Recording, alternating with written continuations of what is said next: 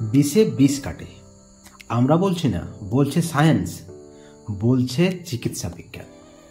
আজকের অত্যন্ত গুরুত্বপূর্ণ একটা টপিক।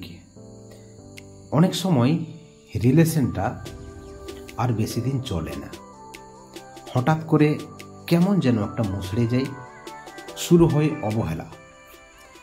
একটা সময় গভীর ভালোবাসা ছিল, হঠাৎ করে ব্রেকআপের পথে বা ব্রেকআপ হয়েই গেছে।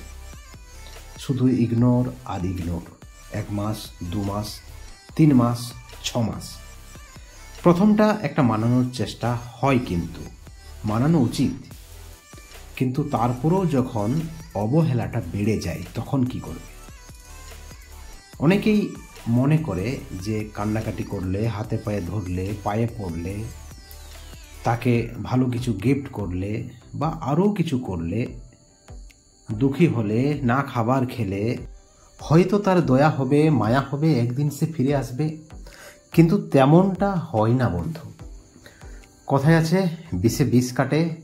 একটা সময় তুমি যদি দেখো যে সে ফিরছে না বা ফিরে আসার সম্ভাবনা নেই, তাহলে কিন্তু তোমাকেও ইগনোর করতে হবে। একটাই ওষুধ, তাকেও কিন্তু ইগনোর করতে হবে। আসলে তুমি তাকে ভালোবাসো, তুমি তাকে হারাতে চাইছো না। তুমি তাকে হারাতে চাইছো না বলেই তো তুমি এত দুঃখী বা এত সব করছো। হাত কাটছো, পা কাটছো, মদ খাচ্ছ, ঠিক মতো কাজ করছো না, পরিবারের সঙ্গে, বাবা মার সঙ্গে কথা বলছো না, নিজের পড়াশোনায় ফাঁকি দিচ্ছ বা পড়াশোনা করছোই না। কিন্তু আসলে সেটা করলে সে আরও দূরে যাবে। তোমাকে যেটা করতে হবে, তোমাকেও কিন্তু সেটাই করতে হবে, কারণ তুমি তাকে ভালোবাসো। অর্থাৎ সে লাকি, তুমি না। তুমি তাকে দিচ্ছ, সে তো শুধু নিচ্ছে। অতএব তার আগ্রহটা বা তার ইচ্ছাটা বেশি থাকা উচিত।